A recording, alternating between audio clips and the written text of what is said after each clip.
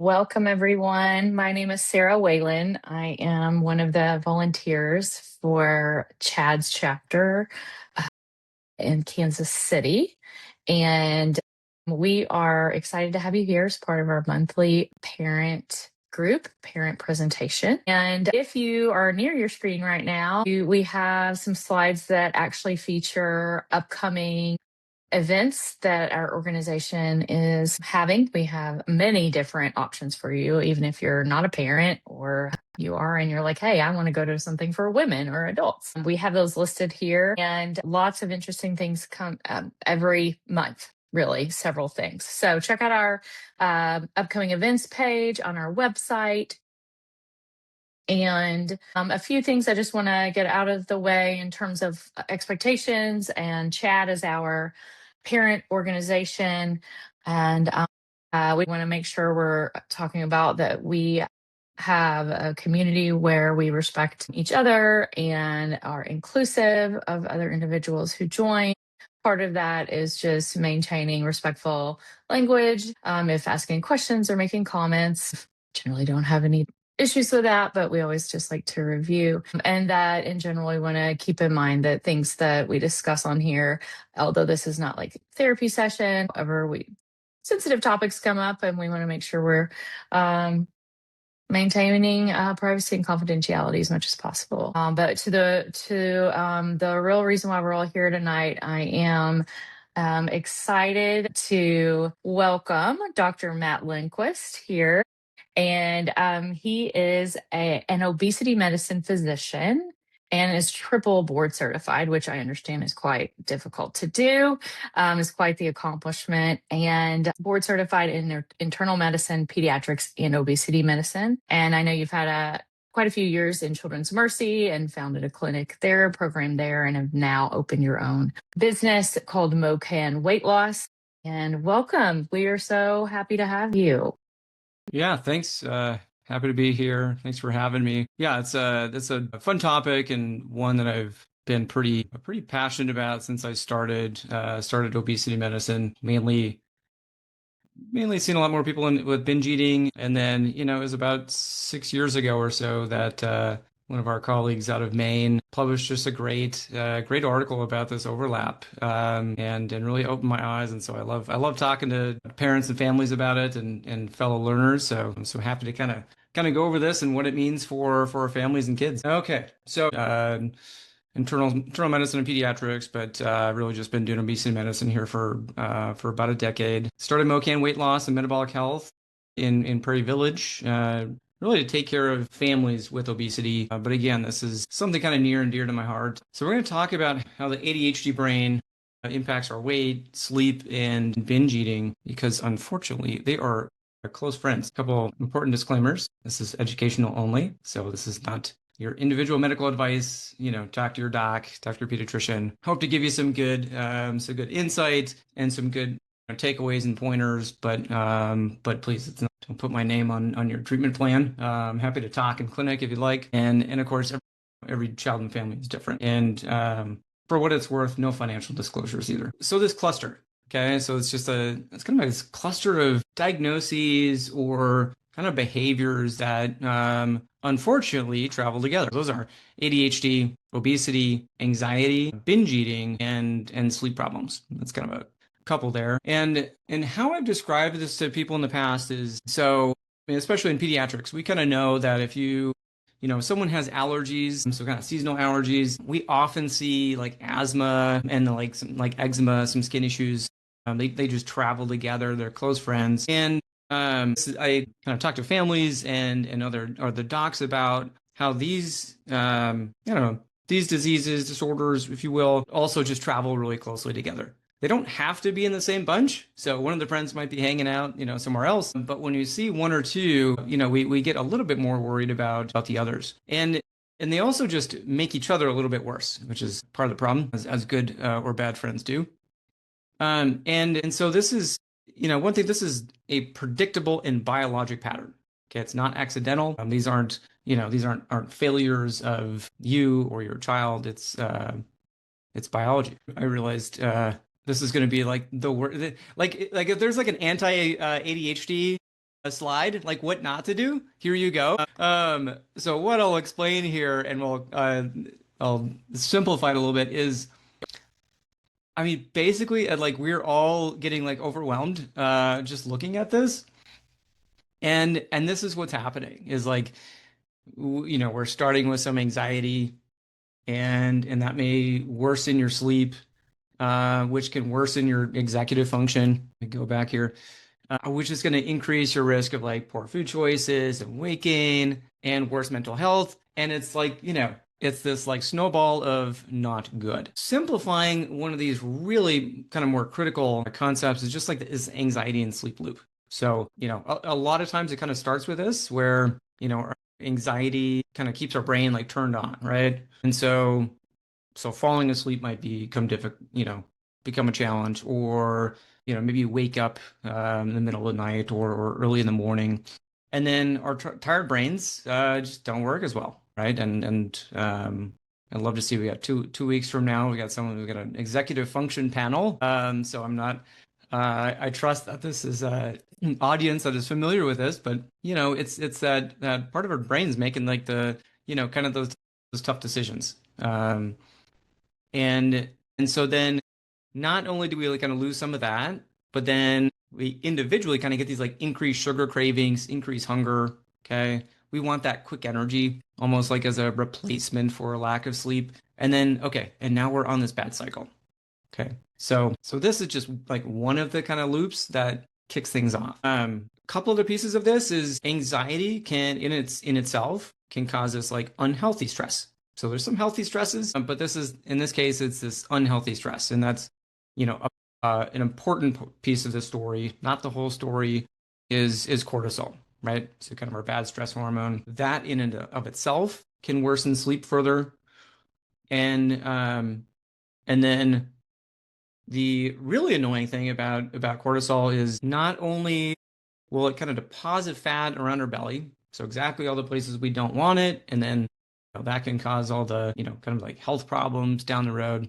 But it also like breaks down our muscle, really important for our metabolism and weight maintenance long term, and then increases insulin resistance, which we want good insulin sensitivity. So if we want to use energy appropriately, then a little bit, we got adding that bad sleep. So kind of diving into like what that means further. So inadequate sleep, we can have decreased metabolism. Hunger hormones go up. And then satiety, so we have a whole different bucket of like what we call satiety or like fullness hormones. Okay.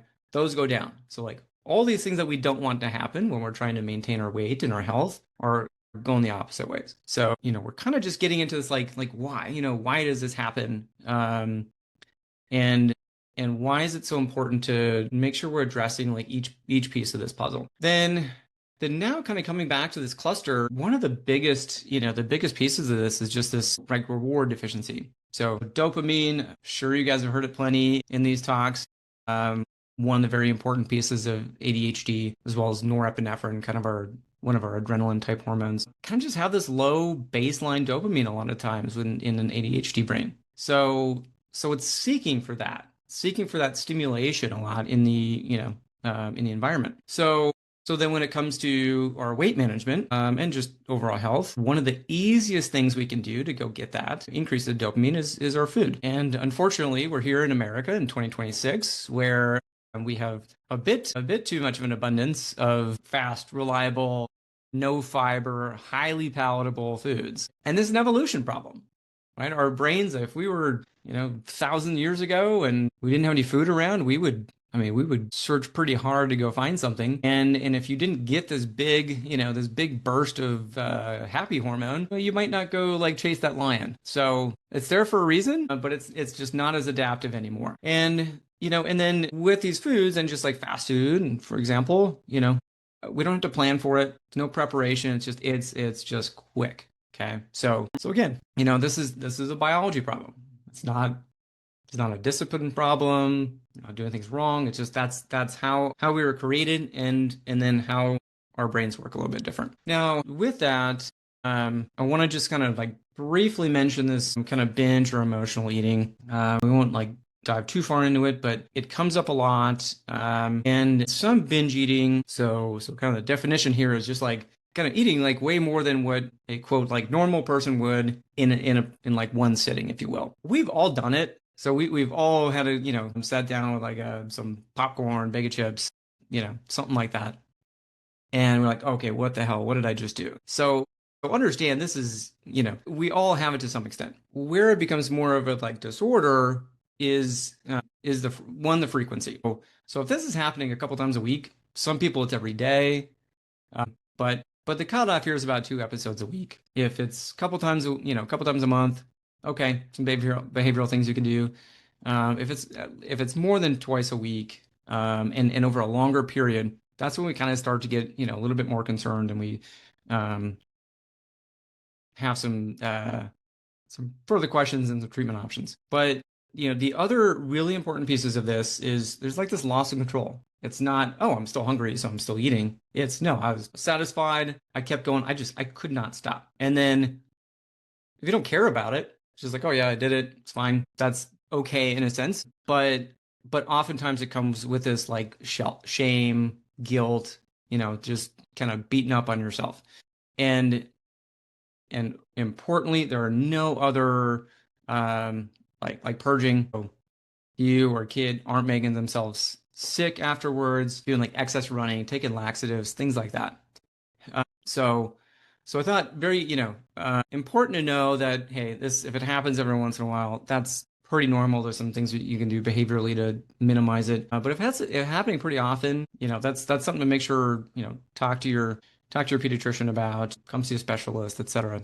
Because it's thankfully there are medications. There's also plenty of behavioral things you can do. And it's much easier to treat earlier in the lifespan than it is when someone's 50. Couple notes, counseling around eating disorders it's super hard to come by. Most that you're going to find are going to come from like an eating disorder background. If you or your kid also happens to have obesity, that could be because I mean, ideally you can't ignore one or the other. You have to treat both. They're both problematic. They're both a risk for their health long term. So you want someone that can address that, but without like totally ignoring the disease of obesity, because it is. So just be careful of that little nuance. I'm happy to announce we've got Dr. Amy Beck, really amazing clinical psychologist. I worked with her for years at Children's Mercy. She works with us at MoCan. I know there's some others in town, but it's unless you're doing like intensive outpatient or inpatient stuff, it's just hard to find people in the eating disorder space. Vyvanse or lisdexamfetamine is currently the only FDA-approved medication for binge eating disorder. Well, classic ADHD stimulant med. Contrave, plenty of evidence that Contrave could be really beneficial in these patients as well. It's FDA approved for weight management, but it's an old it's a combination of two old generic drugs that we've been using, bupropion been using for kids in a while. Now Trexone less so, but we'd absolutely been doing it for years. GLP-1s, this you have to be very careful in finding the right kid for GLP-1s in the setting of any eating disorder, for sure. So definitely a time when I'll do that for binge eating, but there are some things that you have to have in place. Otherwise, you're kind of putting the kid at a little bit more risk. And then let's talk about the executive function of all this. So kind of the quarterback of all this, and where things can fall apart from step one, or we start putting it all together. So you kind of think of this as like your air traffic controller of the brain. So it helps us like plan, pause before we make action, kind of prioritize what we're doing the day, regulating emotions and behaviors, kind of just, helps us like stop and think. In ADHD, it's overwhelmed. Too many decisions, can't organize it, can't put it together. It gets, jumbled in the chaos. And so having these things, these intentions of like, oh, I know what to do, man, I know I need to go exercise, I know I need to, prep dinner, but those plans and the actual actions, those steps between that and doing the action, there's often this void. And so, so if you think about, if you're trying, if you're responsible for taking care of an air traffic controller, they make high risk decisions, and you don't want to be responsible for a plane crash or a couple. And that's, kind of a metaphor for your child and family's health. So you want to set them up for success. So in this context, when we have these, kind of these glitches, if you will, in the controller, the executive function, we have the poor impulse control. We kind of eat before we decide, oh man, I actually didn't I'm not that hungry, or you know what, this does not align with my health goals. Time blindness. I see this every single day in clinic. I just forget. I head out in the morning and I forget to have breakfast, and then I'm like, you're hyper focused, which is total ADHD, right? And you forget, you go through lunch, and then pretty soon you hit dinner, and the train's off the tracks. Now your blood sugar's crashing, hunger is through the roof, and then that is in the setting of this, this ADHD brain. And this is when binge eating happens. Okay. We overdo it. We make, we get fast food because our brain is just like, let's just do whatever is easiest and fastest because we need this now.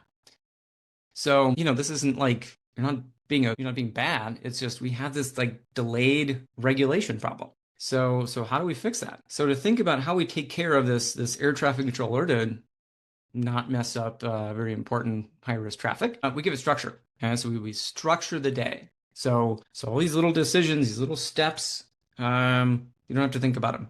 It's kind of automated. If you're sleep deprived, we would not want someone sleep deprived taking care of, being responsible for us when we're in the air and we're trying to land, right? And I'm kind of thinking okay, what would I do? How would I take care of this person? Exercise. You start the day with exercise, middle of the day, get them moving, get the blood flowing a little bit. Exercise dramatically increases our brain function over at least 4 to 6 hours, can be a little bit longer. But I'd love to tell my fellow nerds in clinic, if they're oh, I want to be a doctor, I want to go to college. I'm like, okay, you're crushing it in grades. They could be better. You could think even better. And that's where you plug in that exercise. And then nutrition. We don't want their sugar crashing. If they're starving, their brain isn't getting nutrients it needs. That's not again, not good for me in the air. I don't want that to happen. They're going to have just worse functioning in the moment. So you want you want to build structure, you want to help them get good sleep, you want to get that activity, and you want to get just that right nutrition. So all of these things, so their brain can function at its best. So, so particularly when it comes to, obesity or just, kind of weight management, I'd like to change this question of how do, help me lose weight? How do I lose weight? To, in this context, and for you all, it's how do we support this regulation so they can make better choices, get better sleep, get the exercise? So first, it's just, it's kind of being aware of this stuff. So I'm a why person. You tell me to do something and there better be a why there. Otherwise, it ain't going to happen. Right. So this is, this first part of this talk is really just for your awareness. Why do these come together? Why does your brain work like this? So just knowing, hey, some of us, and again, it's an evolution problem. Our brain is wired to seek stimulation. Okay, so just understand that. And in our current world, with all the crap around us for food, its brain is doing its job, but it's doing it too well in a bad environment for them. So not your fault, and there's things we can do. So first, kind of let's think about this like dopamine menu. If you got a limited menu, food's the only option, yeah, we got trouble, right? And if you don't plan the options, then again, we're gonna go to what's easiest. And food, could be drugs, right, etc. And so we build it around this so one, mentioned movement, novel things, creative things. We don't want to default to the easy, the really easy stuff. We want to build in these good menus. So here's our little ADHD menu. So we got our appetizers and kind of the quick ones. Be petting the dog, little 10 jumping jacks. Your favorite song. I love this one. Splash in cold water.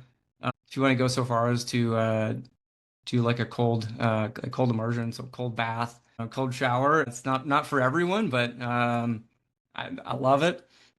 Our entrees, this would be a little deeper, a little longer engagement. I mean, it could be gaming, create a project, a walk outside. Body doubling, it's kind of a newer one for me. It's a little tougher to set up, but basically it's if you need things you really need to do with ADHD, just working in the same area as someone Doesn't have to be doing the same thing. We work a lot better. Some sides, some low effort stim, fidget toys, little podcasts, or just like some background music, weighted lap pad, and here desserts, socializing, high intensity workout. So just kind of coming up with this, I think kind of this menu or like toolbox of things for throughout the day. Okay, the nutrition, critical for, managing all these things, but particularly with ADHD, starting a day with protein is super essential. Couple things. This was I forgot this. It's been about solid 20 years since I had a biochemistry. Tried to forget it, but our protein has these amino acids which are building blocks of dopamine and norepinephrine. So if you're not getting this, you can literally have this like short-term deficiency in the essential things to make dopamine and norepinephrine. We're gonna have troubles with, impulse control, executive function. If your kid's on stimulants, having it with a protein can kind of slow down that absorption, okay, and kind of ease that evening fall off. So it's not just like this cliff and then we get, trains off the tracks. The other piece of that is the like emotional kind of binge eating stuff. So making sure we're getting those kind of consistent meals throughout the day and starting not with like simple starches and sugars, but some protein and or fiber. It's just gonna kind of cool those like any like potential sugar crashes and just those big hunger peaks when that's our kind of a big risk for like the loss of control eating. So again, structure, right? Talking about structure. Critical here. So as much as possible, try to avoid sugar. I will tell you as a fellow parent of like little kids, my wife is a pediatrician too, so it's our wheelhouse, but it is still taking us about a solid like 2-3 years to continue to sift through all the trash that is so common in our kids' lives as far as like snacks that have added sugar when you're like, this is, this should not have added sugar, but it is everywhere. So, I'm sorry, but this is our environment and the odds are stacked against you. But I will tell you, the more time you put into kind of looking at nutrition facts and trying to cut out the added sugars is worth your time. But no, you're not alone in thinking, my gosh, it's everywhere. So, and I'll say part of why I do it is it's so selfish. It's purely self-preservation. If you like, we have had studies for years showing that if you like, even without ADHD, if you get kids sugary breakfast, sugary cereals, that kind of stuff, they're going to be more irritable and have worse executive function. So I'm really just looking out for me, Toddlers are wild enough. I don't want to add fuel to the fire. And I doubt you do either. So, some simple options here: eggs, cottage cheese, Greek yogurt. Careful with like regular yogurts. A lot of times they're going to be loaded with sugar. I mean, to the point of like a can of Coke. So again, gotta look in the nutrition facts, but that's just our reality. Protein shakes are totally fine. If you need convenience, get the kids something out the door, in the bus, on the drive. It's a good option. Snacks, try to keep fruits, veggies, nuts around. Careful with granola bars. They are well marketed candy bars, unfortunately. So I know you're all well-meaning and want your kids to do well and give them the right stuff. These have carried on a title and of a health food, but they don't fit they don't fit it anymore. Drinks, I'll say particularly so for kids, particularly like sodas. How I discuss like sodas, etc. with families is, and remember this is in the setting of like obesity and kind of like pre-diabetes, etc. There's no such thing as a healthy soda. Okay, let's just like let's start there. And from there it's okay. So if we have sugar in them, okay, we're gonna have more problems with irritability, the executive function, etc. And of course in my realm, it's obesity, fatty liver is terrible when it comes to sugary drinks. And then of course you get high cholesterol all the time with them. If that doesn't make sense, you holler at me. Well, happy to chat. And so I almost always recommend switching over to zero sugar. They've got their own baggage, but in our current environment, it's just a dramatically healthier choice for the most part. Then again, kind of coming back to that structure, right? tell us parents every day, set up your environment for success. So if it's out there, if it's visible, it's going to be eaten. And even then, and I guess beyond that, if you keep sweets in the house, I mean, ask my kids if there's ice cream in the house every single night. It's a fight. Again, their brains love it. They want it. It's an evolution problem. So if you don't want your kids to eat it, keep it out of the house. How's my connection? Okay, it looks like I was a little delayed there. Okay. Yeah. So if you don't want your kids eating something, keep it out of the house. We'll go. I love ice cream. If it's there, I'm going to eat it every night, even if I don't want to. We walk down to get it. We walk back. I love it, and we go about our day. So do not be the food police. That doesn't go well for anyone. It's just going to be a daily fight. Everyone's pissed. No one likes it. So I know it's hard with families. You got more than one person in the house, but sometimes, your parents, you do hard things. Then a couple other tricks you can use, like kind of opaque, non-clear bins. Put some of the stuff in higher shelves, and again, if it's visible, right? So we want the default, the easy decision to be the healthy one. So put your fruits, veggies, nuts, proteins on the counters, not our junk food. And just remember this: design beats self-control. Structure will beat self-control. You don't want your kid to wait for their hunger cues. So if portions are a problem, if binge eating is a problem, you don't want to wait till they're really hungry. Okay. Our ADHD brains, right? We mentioned this, they miss early hunger signals. So put them on a schedule, right? Because this small, healthy breakfast, lunch, dinner, that will prevent lots of problems. And that stability is going to prevent blood sugar crashes, binging, help with better mental function throughout the day. It's great for the kids.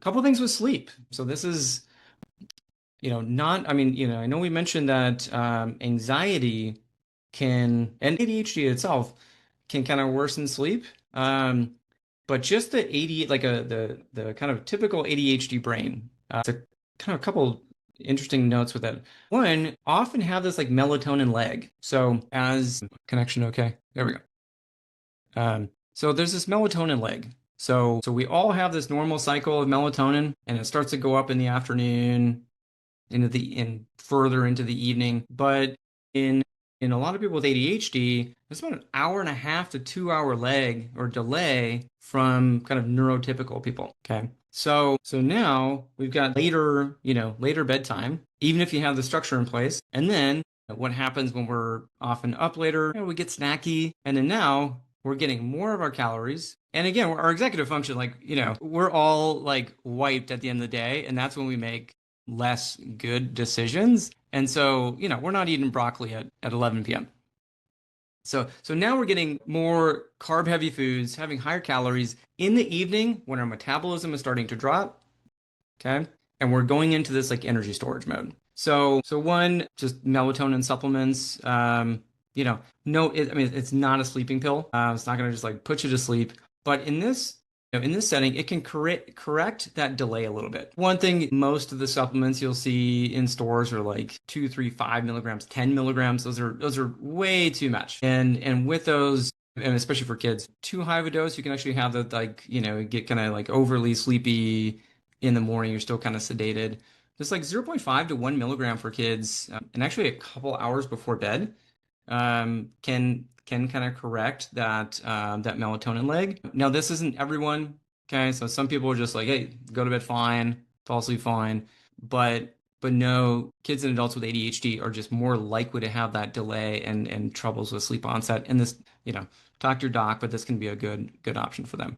And then a couple really common traps. So with ADHD and then anxiety, particularly coffee, particularly with ADHD, it's oftentimes like self-medicating. So we'll get this little bit like dopamine hit, and there's just a little higher risk for like kind of coffee overuse.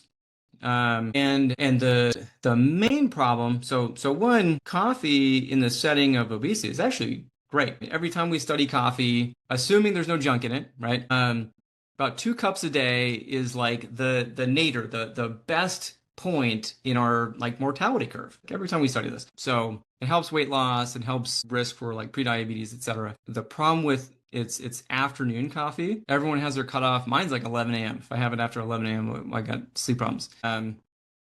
And even if you can fall asleep fine, your sleep quality um, will be disrupted. Quantity can be the same, but you're not going to get as good a sleep. And now, right, we talked about that cycle. We talked about the stuff of like, poor sleep, etc., what that causes. And then same thing with alcohol. So again, a little bit higher risk and like anxiety and ADHD, and plenty of people are like, oh yeah, it helps me fall asleep. But absolutely make up for that later in the night, and your sleep quality is terrible with alcohol. So if that's a pattern for any parents out there,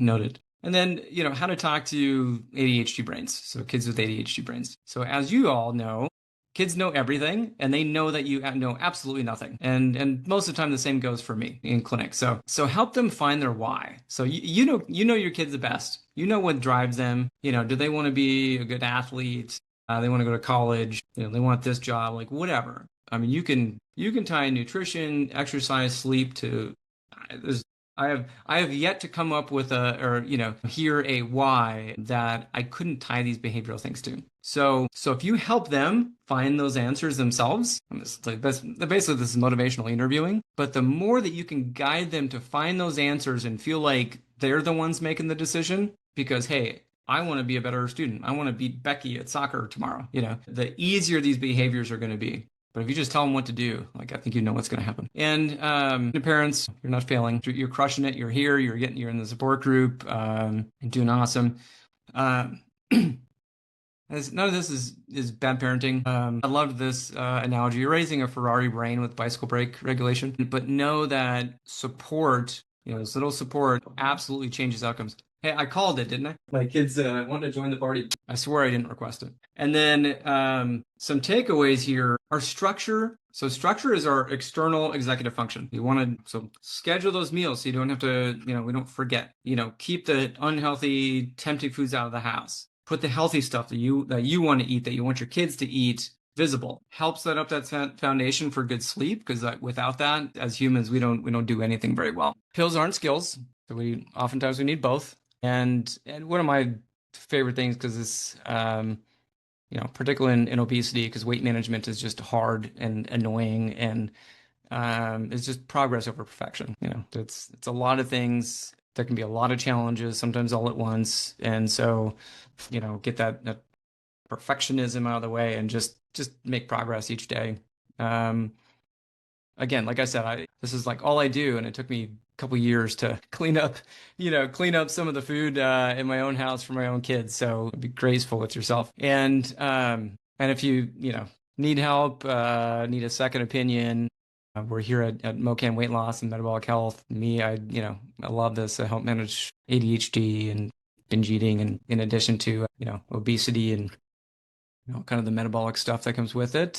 And we have Dr. Beck, who's particularly this also kind of a wheelhouse of hers over the years. Julie Vandal, our dietitian. All three of us, we work together at Children's Mercy, and feel very blessed that they've joined me, because they're rock stars. And we offer behavioral therapy for ADHD, the medical nutrition therapy. If you feel like you want to discuss meds, or kind of need a just like second opinion, feel free to reach out. You can text us at our business number. Read a little bit more about us at mocanweightloss.com.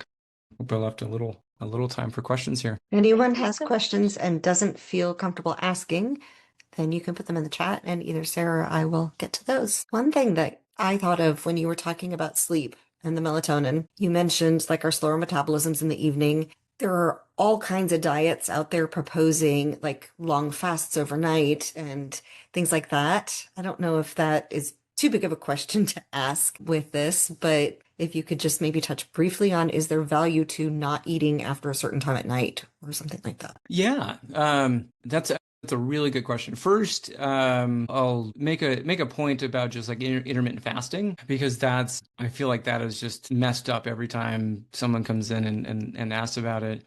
There are plenty of benefits of intermittent fasting. It's a matter of, is it right for you, right?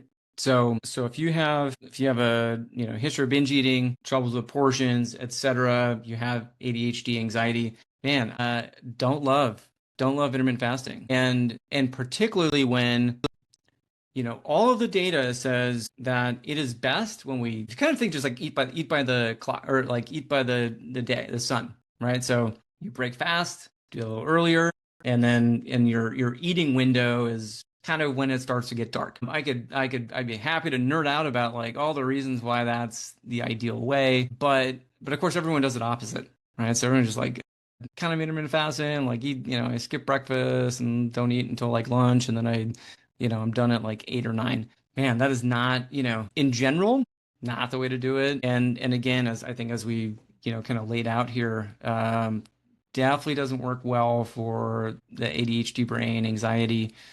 So there's that piece I just see wrong every single time. To your specific question though about, is there a good time that like we should probably stop eating? Yeah, I mean it's kind of as close to when it's getting as dark as possible. So is that, it changes throughout the season. So it's not a single time. Knowing that for our patients or for our families here with kids, man, it's tough to do for a lot of families. But what I would absolutely take away from that question is the kind of the earlier you can have dinner and shut it off, the better. So from like a weight and our like metabolic health, that kind of stuff, definitely better to be having kind of a smaller meal for dinner and a little bit earlier. We have lots of questions in the chat all of a sudden. Ooh, So I'm going to start reading these out. I'll First be quicker then. is it worth going to a sleep clinic once a child has been diagnosed with ADHD, or does ADHD make a sleep clinic visit moot since so much is already known about the relationship between ADHD and sleep? Love that. No and no. So it is not, yeah, definitely not an automatic referral to a sleep clinic. Whoever made the diagnosis surely should be, if they're following up for years, should be monitoring, asking about sleep habits, stuff like that. And if there's looks like a real sleep disorder that is just not being addressed, not getting better, then sure. But yeah, not an immediate referral. And yeah, just knowing that they are friends doesn't mean that they can't be helped. So it's really just being alert that like, hey, they're buddies, and we want to be alert about some sleep issues, not necessarily a terrible untreatable sleep disorder, but just being aware that there's some sleep issues, and those are, yeah, I mean, to do, and that sometimes a sleep specialist will be a part of that story. I'm going to combine two of the questions because they kind of go together. What are your thoughts on vitamins and supplements such as magnesium to support sleep or others for anxiety when you have ADHD? And then part two of that related question is, what would the maximum milligram of melatonin for adults be? I'm going to give a vague answer for the magnesium. In general, in this setting, I kind of like it. There's some potential benefit with anxiety, can help with sleep. But with that said, like there are times where you would not want to give it. So, I would definitely not say like no. It's a fairly reasonable thing to look into with your as far as other like random, other supplements. Generally, recommend people just be really careful about spending too much on kind of bogus claims. So if someone tells you that it fixes everything, it fixes almost nothing. And I mean, people have gone broke, half broke, trying to help their weight when like, I look in their initial questionnaire, in 2 minutes, I can see, okay, you've had multiple family members with that have had bariatric surgery and diabetes. I found your answer. So just go to someone that you trust to manage these things, and you've got a good rapport. And just be careful you don't throw your money down the trash. I know a lot of people, we all mean well, but there's a lot of people out there want to sell you stuff that's not to your benefit. Max dose for melatonin. I mean, understanding I am not a sleep specialist, but I am not aware of any data to say like 10, over 5 milligrams is beneficial, and even 5 is quite super physiologic. It's a pretty big dose. So I don't know. I don't even know how 10 is out there. I don't know, Dr. Stuppy, if you have any I thoughts. usually say less is more. Yeah. with some good sleep hygiene, which basically means having all of the Amen. for setting the stage for sleep. All right, then there is a statement with Ooh. question. I don't Oh, believe sure. specifically I have issues with eating too much, but consistency is definitely an issue. Are these tips applicable to that as well? Yeah. Yeah, I would say so. I mean, it doesn't, we don't have to have you don't have to have obesity. You don't have to have like binge eating to still get the benefits of just these small healthy meals throughout the day. Just kind of balance your blood sugar. Make sure you're getting the right nutrients. So yeah. All right, and you just commented that you're not a sleep specialist, but a lot of these questions are about sleep. Do you have any tips for adjusting an out of place sleep schedule from 3 a.m. to 11 a.m.? Or is that for another time? For adjusting, I guess I'm trying to figure out the question. We're trying to move, like if it's currently 3 a.m. to 11 a.m. So, Yeah. yeah, I'm gonna take a little leap here, and assume that we're saying, hey, I'm currently sleeping from 3 to 11. I'd like to sleep at 11 a.m. I think I'll tell you that the low-hanging fruit here is the thing to remember. It's really hard to move back in your sleep schedule. So if you're at 3 and you're like, okay, yeah, tonight I'm going to go to bed at 9 p.m. That's going to be tough. I think like what I typically hear, and again, can I remember hearing from, like sleep specialists is like, I mean, you're almost like going forward. Yeah. Please, if that is just like your natural sleep schedule and you want to try to get out of that and you have some insomnia, oh, please go see your physician to talk about that. That's a pretty big lift, to be honest. All right, here's another eating one. And with all these questions about sleep, I had no idea that sleep was going to be such a big question for you. We might have to search for someone to talk about sleep medicine. I'll connect I you. feel like this is like a big thing with lots of you guys. But another eating. I'll throw out a shout out for Dr. Haley Martins. She's new to the area, but she does adult and pediatric sleep, and she's a great doc, wonderful human. So if any of you need a good resource, she's Dr. Haley Martins at Remedy Sleep, kind of like College Boulevard in Antioch. She's great doc. Can I drop your name when I reach out to her to see if she wants to talk to this group? Oh, please, yeah. Yeah. Then let's get back to eating. Do you have an opinion about the intuitive eating movement that some people advocate for ADHD? Yeah, I love this question. It is loaded. So the intuitive eating, I'll tell you. So this makes sense if your biology and your hunger and satiety signals are working normally. When man, I would almost say that is almost obsolete. And the problem and the reason there is we have had companies engineering food for the last how many decades to be more palatable. You want to eat more, and literally trying to hack our biology, and they've been very successful with it. And then eventually we develop obesity and like, not to get too in the weeds, but we can develop insulin resistance. And so, which is like kind of on that spectrum of like prediabetes, diabetes. We normally think of insulin acting out as like the rest of our body, but it's also a fullness signal. And we can get insulin resistance at the level of our brain. And so, okay, so now we're not working on the even playing field. Like, our biology it's no longer intuitive. This food, this lack of sleep, because we're all on our phones. I mean, it's all of us. I'd say for the vast majority of people right now, I don't think that's appropriate. Specifically for ADHD, again, my first question would be like, okay, are you on stimulants? Okay, now, so we gave you medicine that's dropping your appetite. We no longer meet the qualifications for intuition. We're changing your biology and changing your hunger. So yeah, there's my opinion. The intent of it is phenomenal. And if we were in the right environment, it's absolutely what we should be doing. It's just, yeah, my argument is it doesn't fit our current environment of such an obesogenic environment. I'd say there's a small subset of patients that, sure, go nuts. If you're just like a vegan, whatever, vegetarian, a very healthy diet, you got no fast food, no processed stuff around you, your sleep is amazing. But for the most for ADHD and 70% of the population with overweight or obesity, I wish it was, but I don't think it is. All right.